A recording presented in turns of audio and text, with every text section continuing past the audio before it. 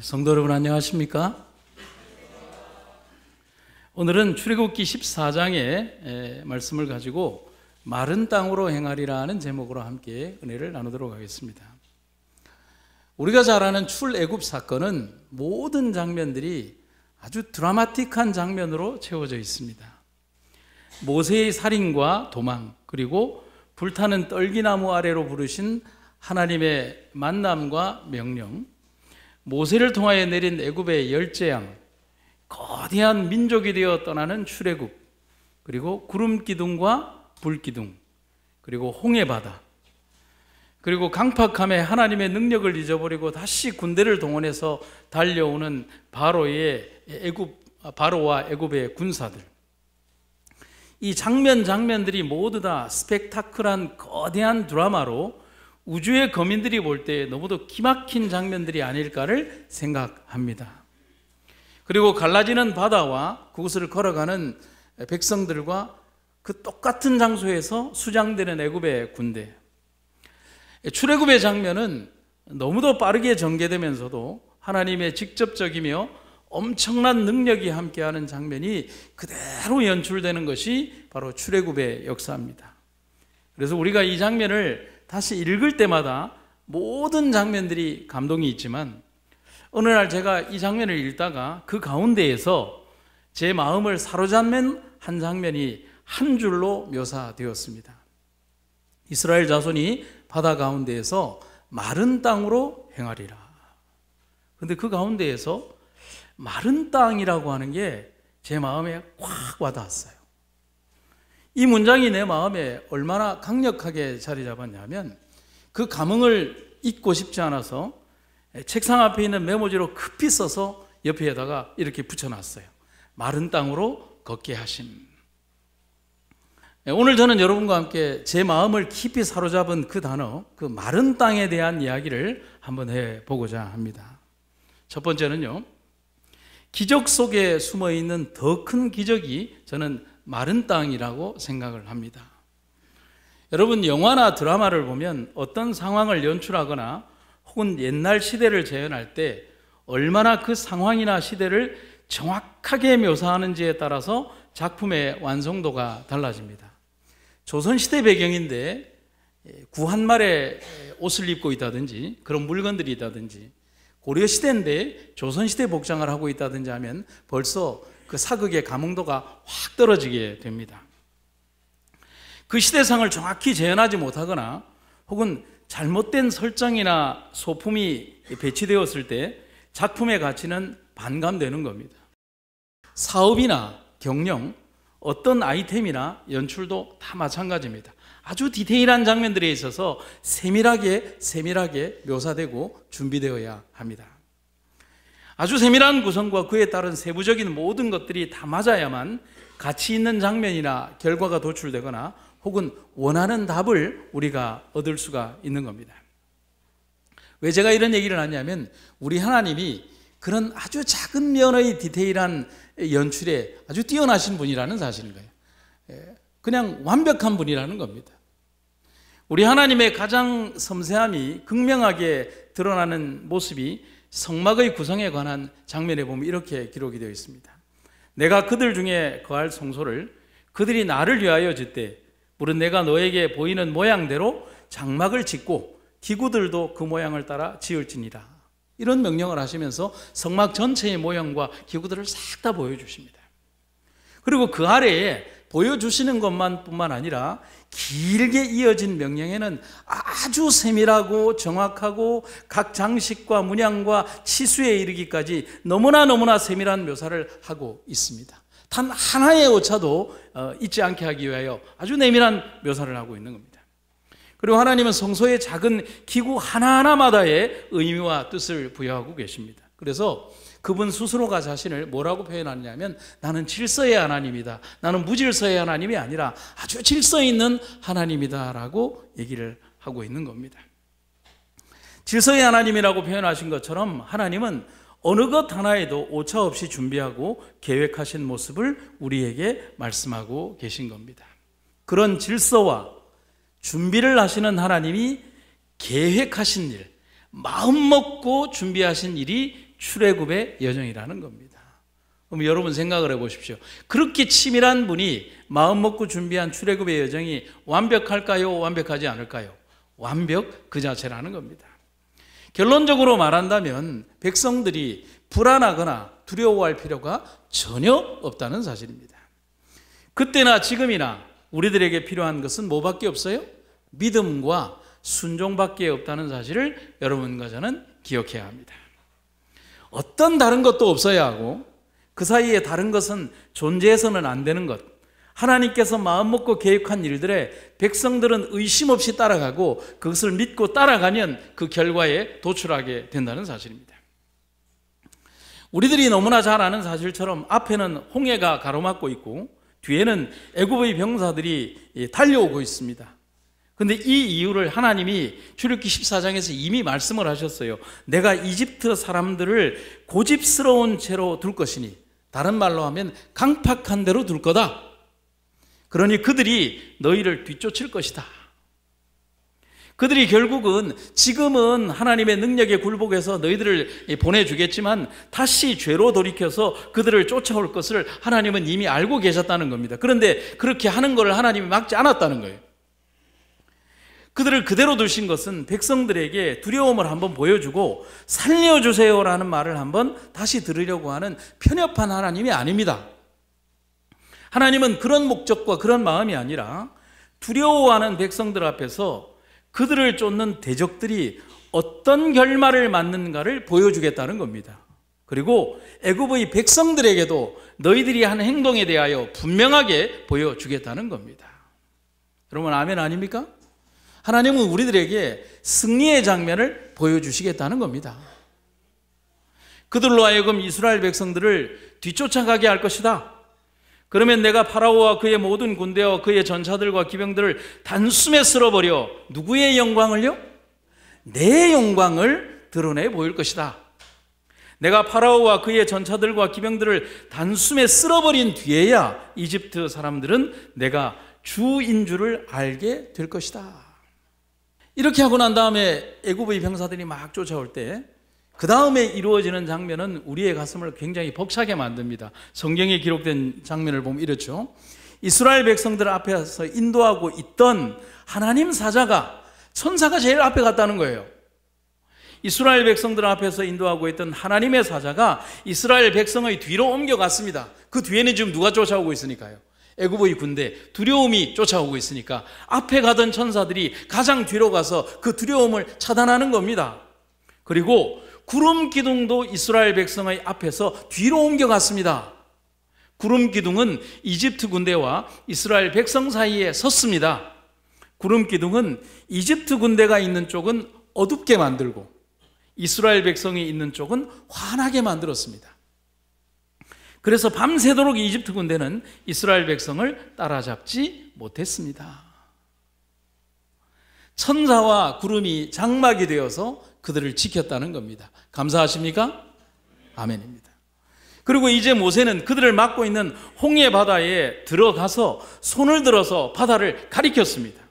그것은 길이 없는 곳에 길을 만들라는 하나님의 명령을 받은 모세가 바다를 명하여 길을 맬 것을 바다에게 명령하는 겁니다. 저는 여러분들에게 질문합니다. 이것이 모세의 능력입니까? 모세가 가진 능력입니까? 모세가 한 일입니까? 아니죠. 영감의 기별은 이 능력이 누구의 것인가를 정확하게 얘기를 합니다. 그리스도의 힘 있는 손이 홍해의 물들을 물러가게 하고 벽처럼 그 물들을 서게 하였다. 여러분, 모세의 능력이 아닙니다. 예수님께서, 우리의 구주께서 바다를 여셨다는 겁니다. 주님의 강한 손이 그렇게 하신 것입니다. 그런데 오늘 여러분들에게 드리고 싶은 기별의 핵심은 이 장면에서 멈추는 게 아니라 홍해가 갈라지는 것이 아니라 갈라진 그 이후의 장면에 저는 목도하게 되었다는 겁니다. 소제목으로 말씀드린 것처럼 기적 속에 숨어 있는 더 큰 기적이 있다는 사실입니다. 큰 동풍이 밤새도록 바닷물을 물러가게 하시니 물이 갈라져, 함께 읽어볼까요? 시작. 바다가 마른 땅이 된지라. 아멘입니까? 큰 동풍이 밤새도록 바닷물을 물러가게 하시니 물이 갈라져 바다가 마른 땅이 된지라. 이스라엘 자손이 바다 가운데를 육지로 걸어가고 물은 그들의 좌우에 벽이 되니. 여러분, 바다였던 이 땅은 노아 시대 이후로 지금까지 바다였던 땅입니다. 지금 당장 물이 벽이 되어 땅이 드러난다 할지라도 젖어 있어야 합니다. 여러분, 오늘 오전까지 비가 오고 난 다음에 해가 떴다고 해서 여기 있는 화단의 흙들이 그대로 마른 흙이 됩니까? 천만의 말씀요. 이거 그냥 다 마르는데 하루 종일이 걸리거나 아니면 아주 강렬한 태양빛이 몇 시간을 비추어야 합니다. 그런데 젖은 땅과 모래 땅은 백성들이 지나갈 수 없잖아요. 여러분, 수백 년의 세월을, 수천 년의 세월을 그렇게 젖은 땅으로 물 아래에 있던 그 모래와 땅과 진흙들이 그냥 밤새도록 이 물러가게 하신 하나님의 능력 속에서 갑자기 젖은 땅이 마른 땅이 될 수 있을까요? 그건 될 수 없는 일들이에요. 하나님의 능력으로 젖은 땅이 마른 땅이 된 거예요. 백성들을 위해 길을 내준 바다는 젖은 땅이 아닌 마른 땅으로 변하여 길을 내주었다는 겁니다. 왜 그랬을까요? 하나님 인도하심이 그런 거예요. 여러분, 아무리 바다에 길을 내준다 한들 그들이 마차를 끌고 짐승떼 수백만 마리를 끌고 노모와 자식들을 끌고 그 수킬로에 해당하는 그 홍해 바다를 그들이 걸어갈 수 있을까요? 애굽의 군사는 지금 이 병거체 이렇게 마차를 타고 이렇게 칼을 들고 활을 들고 이렇게 쫓아오는데 말입니다. 다 빠져서 갈 수가 없습니다. 하나님의 인도하심이 그렇다는 사실은 우리가 전혀 생각할 수 없었던 부분들까지 하나님은 보고 계시다는 사실인 거예요. 바다만 열리면 된 줄 알았어요. 그게 아니에요. 그들이 밟고 지나갈 땅도 마른 땅이 되어야 한다는 겁니다. 홍해만 갈라지면 다 될 것 같이 보이지만 홍해만 갈라진다고 해서 모든 것이 다 해결되는 것이 아닙니다. 여러분, 우리가 인생을 살아가다 보면 계획을 멋지게 차려놨지만 아주 작은 것에서 여러분 흐트러지는 것들 경험하시지 않습니까? 아무리 멋진 계획이나 삶의 어떤 노력들도 너무나 우리가 소홀히 했던 그런 일들. 그래서 어떤 분이 이런 얘기를 했습니다. 사람들은 큰 바위에 걸려 절대 넘어지지 않는다. 내가 무시하고 하찮게 여겼던 작은 돌뿌리, 보이지도 않는 돌뿌리에 채여서 넘어진다. 공감하십니까? 여러분, 제가 옛날 얘기 좀 해야 되겠습니다. 지금부터 한 37, 8년 전쯤이 되겠네요. 삼육대학에 가면 지금은 사라졌지만 소강당이 있었는데, 아주 오래된 소강당이 있었는데 그 소강당에서 결혼식을 굉장히 많이 했습니다. 그때 여러 에피소드가 많았습니다. 그 중에 한 부부의 이야기입니다.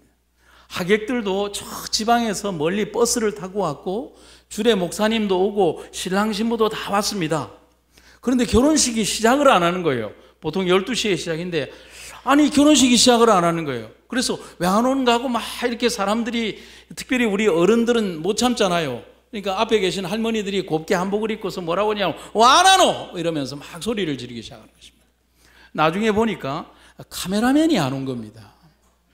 이 카메라맨이 시간을 조금 착각하고 길도 막히고 해서 그냥 그 카메라맨도 죽기 살기로 뛰어와가지고 한 20분 정도가 지체가 됐어요. 그래서 헐레벌떡 달려온 카메라맨이 미안한지 그냥 죽을 힘을 다해서 이쪽 찍고 저쪽 찍고 막 하고 준비를 다 했는데 그러면 식이 시작돼야 되는데 식이 시작이 되지 않는 거예요. 근데 여러분, 제가 그래도 권력을 잡은 도방장이었거든요. 도방장은 그 강당 책임자 역을 다 했어요.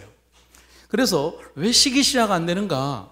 강당 책임자였던 제가 제일 뒤에 가서 이렇게 신랑 신부가 서 있고 신부 아버지도 이렇게 팔짱을 낀 상태에서 있고 그 다음에 신랑과 신부의 어머니가 화촉 점화를 하기 위해서 서 있는데 다 준비되고 카메라맨도 다 왔는데 시작을 안 하고 또 이렇게 시간이 지체되고 있으니까 제가 뒤로 가보니까 그분들이, 제가 강당 책임자인 제가 뒤로 가니까 그 가족들이 전부 다 저에게 달려와서 뭐라고 질문하냐면 전도사님 혹시 성량이 있으세요? 라고 하는 겁니다.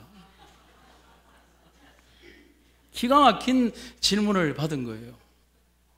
여러분, 여기서 성량이 나오면 더 이상한 거 아닙니까? 문제는 신학생인 저도 성량이 없고요. 하객들 모두 다 교인들이니 성량이 있겠습니까? 문제는 카메라맨까지 교인이었어요. 그러니까 그 200명 넘는 사람들 가운데 성량이나 라이터를 가진 사람이 한 사람도 없는 겁니다. 여러분 혹시 결혼식장에 갈 때 있으면 성냥 하나 좀 챙겨가시기 바랍니다. 그래서 다시 20분 동안 성냥 있냐 하면서 막 이리 뛰고 저리 뛰고, 또 강당 책임자인 제가 막 그 기숙사 안에 가면 그 보일러실이 있는데 거기 막 내려가서 관리 책임자니까 없다고 하는데 마침 거기에 희한하게 누가 두고 간 라이터 하나가 있었던 겁니다. 그거를 찾아서 오니 약 또 30분이 지났어요. 결국은 식이 1시간가량 지체된 겁니다. 하객들 절반 이상이 가버리거나 밥 먹으러 벌써 식당에 다 가버리셨습니다. 그때 제가 뼈저리게 배운 교훈은 아무리 준비를 잘해도 작은 부분을 놓치면 큰 행사를 망칠 수 있다는 교훈이라는 겁니다. 성도 여러분, 마른 땅은 작은 부분이 될 수 있습니다. 어쩌면 바다가 갈라지는 것에 비하면 작은 부분이 될 수 있어요. 하지만 이 마른 땅은 백성을 위해 완벽하게 모든 것을 준비하시는 하나님의 완벽한 계획의 마침표가 되는 것이 마른 땅입니다. 우리는 아브라함과 관련한 모리아산 사건에서 이삭을 대신해서 양을 이미 준비하신 것을 기념해서 아브라함이 그 땅 이름을 여호와 이레, 곧 여호와의 산에서 준비되리라는 뜻으로 부르고 있는 것을 봅니다. 아멘이죠. 홍해를 가르시는 기적은 우주적 기적입니다. 맞습니까? 다시 한번요. 홍해를 가르시는 기적은 우주적 기적입니다. 아멘입니까? 그리고 그 가운데에서 다시 젖은 땅을 마른 땅으로 변화시킨 것은 표현할 수 없는 창조주의 우주적 사랑입니다. 아멘입니까? 그렇다는 거예요. 우리가 그 사랑과 관심과 그 배려와 하나님의 은혜 때문에 우리가 이 세상에 존재하고 있다는 사실을 감사하는 하루가 되시기를 주님의 이름으로 축원합니다. 두 번째는요, 그런데 그 기적이 반복된다는 겁니다. 이스라엘 백성들이 40년의 세월을 지나서 요단강을 건너는 장면을 보면 이런 기록이 있습니다. 여호와의 언약궤를 맨 제사장들은 요단 가운데 마른 땅에 굳게 섰고 온 이스라엘 백성은 마른 땅으로 행하여 요단을 건너니라. 성도 여러분, 하나님의 기적은 우연이 아닙니다. 그리고 한 번만 일어나고 마는 건 더더욱 아닙니다. 확률의 게임은 더더욱 아닙니다. 40년 전에 이스라엘 백성들이 모세를 따라 홍해 앞에 섰을 때 그들은 길이 없는 바다 앞에 섰었습니다. 하지만 바다가 갈라져 길이 났고 마른 땅으로 그들은 걸어서 바다를 건너갔습니다. 이제 40년의 세월을 지나 그들은 약속의 땅 건너편 시딤에 섰고 이제 요단을 건너야 합니다. 시딤이 뭐냐 하면 아카시아라는 뜻입니다. 그래서 이곳 지역을 시딤이라고 하는 이유는 아카시아 나무가 그 벌판에 가득했기 때문에 시딤이라고 부릅니다. 그리고 우리가 성소에서 쓰는 조각목, 그것을 시딤나무라고 하고 아카시아 나무라고 하는 겁니다. 하지만 건널 수가 없어요. 홍해 앞에 섰을 때처럼 이제는 요단강이 앞을 가로막고 있기 때문입니다. 여러분, 요단강은 홍해처럼 큰 강은 아닐지 몰라도 지금의 이 시기는 강을 건널 수 없는 시기입니다. 여러분, 바다가 건너기 힘들까요? 강이 건너기 힘들까요? 바다는 넓어서 건너기 힘들다지만은 만약에 강이 유속이 아주 많아지면 그것은 더 위험하다는 사실이죠. 우리는 여기에서 오늘 요단을 건너려고 하는 시기에 대한 공부를 해보지 않을 수 없습니다. 먼저 질문을 하게 되는 거예요. 왜 지금이어야 할까? 왜 지금이지? 먼저 여러분들이 오늘 집에 가서 성경을 보시면 여호수아 2장을 보면 여호수아와 이스라엘 백성들은 시딤 아카시아 숲에 진을 치고 여리고에 정탐꾼을 보내는 장면이 나옵니다. 그게 여호수아 2장에 나와요. 그리고 그들이 돌아오고 난 후 시딤을 떠나 요단강 도하를 위한 준비를 합니다. 여러분, 2장에서 3장으로 이어지는 이 기간이 2달입니다. 이 장면에 대해서 본교의 성경주석이 이런 질문을 우리에게 남깁니다. 왜 하나님은 강을 건너기 전에 요단강이 범람할 때까지 이스라엘을 기다리게 했을까? 한 달 전이나 한 달 후면 강은 이렇게 범람하지 않았을 것이며 더욱이 이스라엘은 시딤에서 2달 동안이나 장막을 치고 있었다. 여러분 이상하지 않나요? 강이 범람하기 전에 건너면 되거나 강이 범람하고 난 이후에 잦아들고 난 이후에 건너면 되는데 왜 하나님은 제일 강물이 범람할 그 때를 꼭 정해서 그 요단강을 건너게 하셨다는 사실입니다. 그리고 지금의 형편을 성경은 이렇게 여호수아 3장 15절에서 묘사하고 있습니다. 요단이 곡식 거두는 시기에는 항상 언덕에 물이 넘치더라. 쉬운 말 번역에는 이렇게 되어 있어요. 그 당시는 추수 때여서 물이 뚝을 넘칠 정도로 많았다. 물살도 엄청났다는 거죠. 본교의 성경 주석은 이렇게 해석을 하고 있습니다.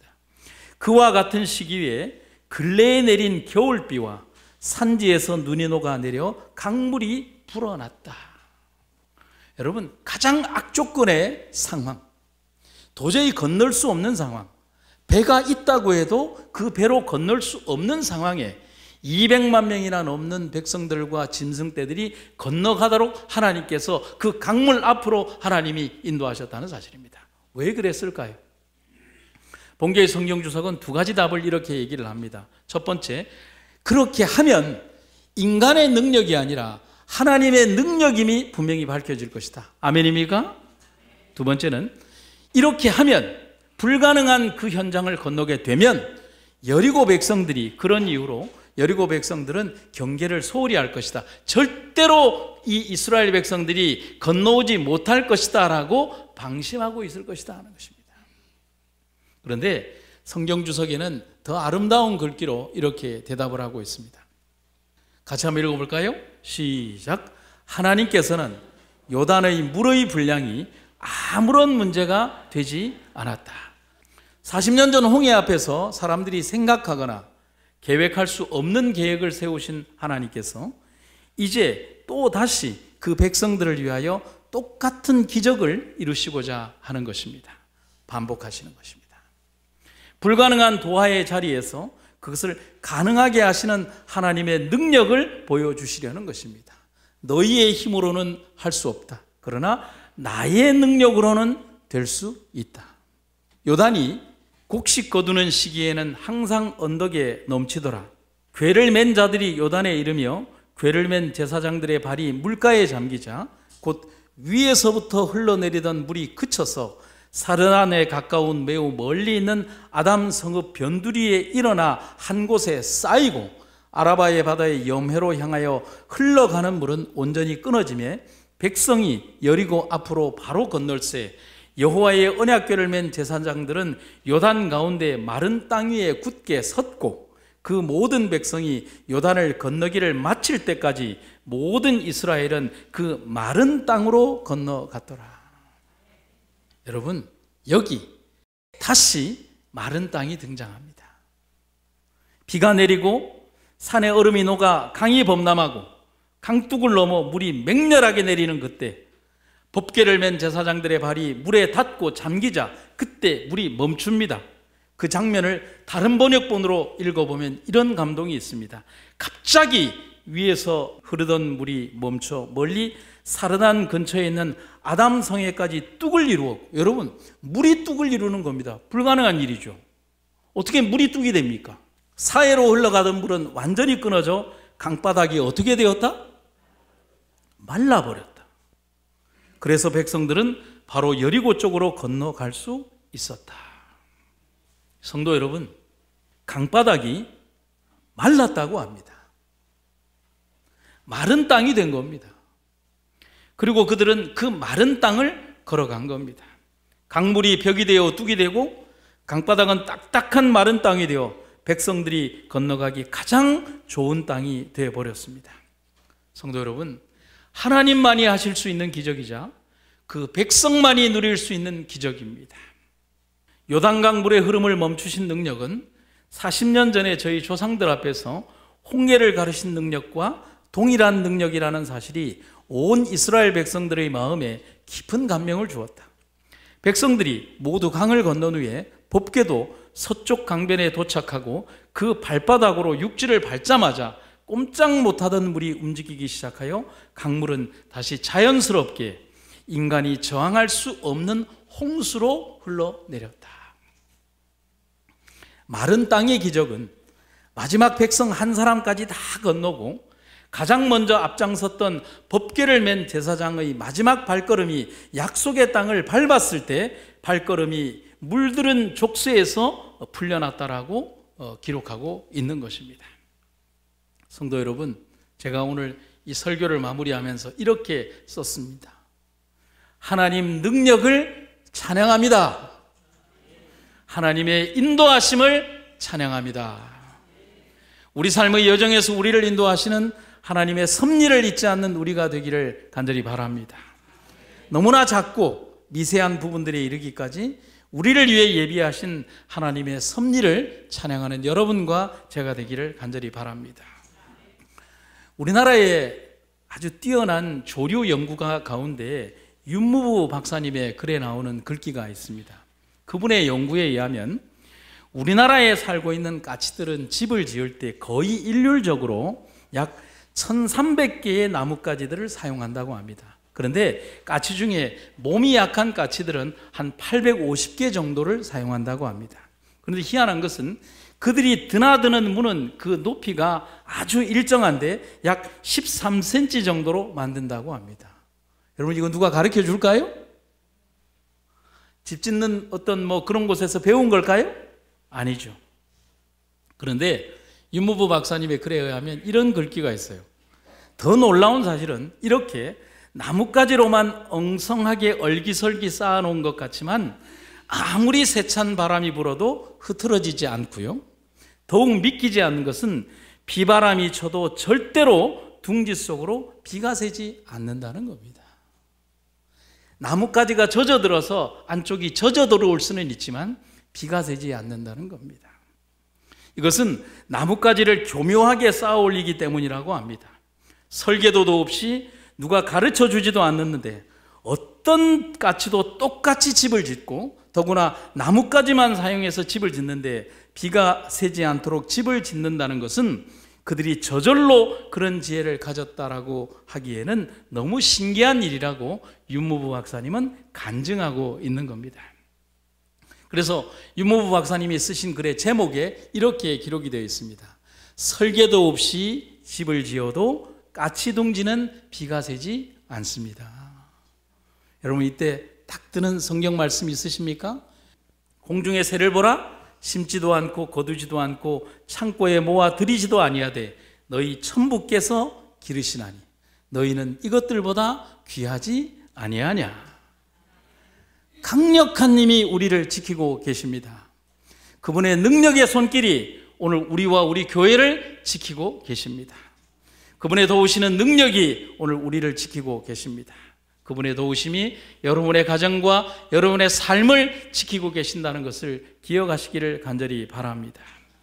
하나님의 인도하심과 도우심에는 그 깊이를 알 수 없는 사랑이 있습니다. 또한 우리가 상상할 수 없는 배려와 관심이 있습니다. 우리의 시각에서, 우리의 능력치 안에서 우리가 감당할 수 있는 모든 것을 이해하시고 계십니다. 그러기 위해서 하나님은 인간의 몸을 입으신 것입니다.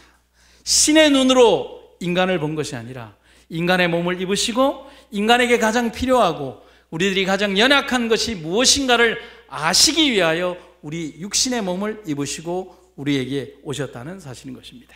하나님 사랑은 그런 것입니다. 꿈과 바람이 있다면 그런 하나님의 사랑을 조금이라도 더 알았으면 좋겠습니다.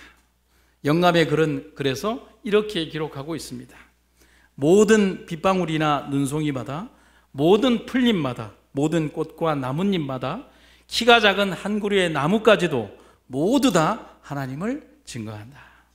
여러분, 그 세밀하신 하나님 사랑을 잊지 않는 여러분과 제가 되기를 간절히 바랍니다. 제가 한 이야기를 들려드리고 말씀을 마치겠습니다. 저는 똑같은 세 개의 안경을 가지고 있습니다. 지지난달에 함께 구매한 것들입니다. 이 세 안경 모두 다 돋보기입니다. 사연은 이렇습니다. 돋보기가 필요한 나이가 되어서 사용을 했는데 이 돋보기가 여간 불편한 게 아닙니다. 이 돋보기를 끼고 뭔가를 보려고 하면 이렇게 자꾸 구부려야 되니까 목이 아픈 겁니다. 그게 정말 가까운 곳만 잘 보여주다 보니까 설교 준비를 하거나 컴퓨터로 무슨 작업을 할 때 자꾸 숙이고 구부정해지는 겁니다. 그런데 어느 날 부산에 저희들이 자주 가는 안경점에서 집사람과 함께 안경점에서 안경을 사는데 갑자기 집사람이 돋보기를 3개나 맞추는 겁니다. 그러면서 안경사와 자기들끼리 속닥속닥 얘기를 하는데 어딘가에서 한 문장의 얘기가 제 귀에 쏙 들어오는데 멀리 보는 돋보기라고 말하는 겁니다. 그래서 제가 멀리 보는 돋보기? 그래서 물었습니다. 그게 뭐냐고. 말인즉슨 돋보기는 돋보기인데 초점이 그냥 일반적인 돋보기는 요만큼이라고 하면 멀리 보는 돋보기는 이만큼이라는 겁니다. 그래서 초점을 약간 멀리 맞추어서 모니터를 볼 때나 자신은 악보를 볼 수 있는 거리만큼 보기 좋은 돋보기라는 겁니다. 제가 그 얘기를 듣자 화가 치밀고 속상했습니다. 아니 저렇게 좋은 걸 자기만 썼다는 거예요. 그래서 저도 한번 시험 삼아 그 자리에서 맞추어 보았습니다. 그런데 정말 그랬습니다. 설교 준비를 할 때 모니터 화면을 보기 위해 굳이 구부정할 필요가 없는 겁니다. 너무 잘 보이는 겁니다. 세상이 달라진 겁니다. 그래서 제가 화가 나서 집사람에게 그랬습니다. 아니 이렇게 좋은 것을 여태까지 자기만 사용하다. 그래서 제가 다시 물었습니다. 그런데 왜 3개나 샀어? 라고 했습니다. 그러니까 이 집사람의 대답이 걸작입니다. 일일이 가지고 다니기 힘드니까 작은 방 피아노 위에 하나 두고 하나는 성경 볼 때 사용하게 성경 옆에 두고 교회 갈 때 쓰기에 가방에 항상 넣어 다닌다는 겁니다. 더 화가 나는 거예요. 괘씸했습니다. 그런데 듣고 보니까 기가 막힌 방법이 아닙니까? 그런 좋은 방법을 자기만 그렇게 사용하고 있는 겁니다. 봉급은 내가 받는데. 그래서 지난달 이 부산의 안경점에 들렀을 때 제가 똑같은 거를 2개를 더 맞췄습니다. 그리고는 저는 이렇게 사용하고 있습니다. 하나는 내 서재 컴퓨터 앞에 두고 책 보고 설교 준비할 때 쓰려고 앞에 두었고, 하나는 교회 사무실 컴퓨터 앞에 두고 책을 보거나 역시 설교 준비할 때 쓰려고 두었고, 마지막 하나는 새벽 기도회 때 성경을 읽을 때 사용하려고 교회 기도실 안에 두었습니다. 그렇게 3개입니다. 성도 여러분, 제가 왜 이런 말씀을 드리는 줄 아십니까? 이 3 안경의 목적은 하나입니다. 하나님 말씀을 조금이라도 더 밝게 보고 싶은 목적 하나로 쓰기 위해 3개의 안경을 사게 되었습니다. 부족하고 연약하고 믿음이 적은 목사가 조금이라도 하나님 말씀을 가까이 보고 싶어서 그렇게 한 겁니다. 그리고 기도합니다. 육신의 눈으로만 글자가 잘 보이는 것이 아니라 하나님 은혜를 보는 안경을 얻고 싶다고 말입니다.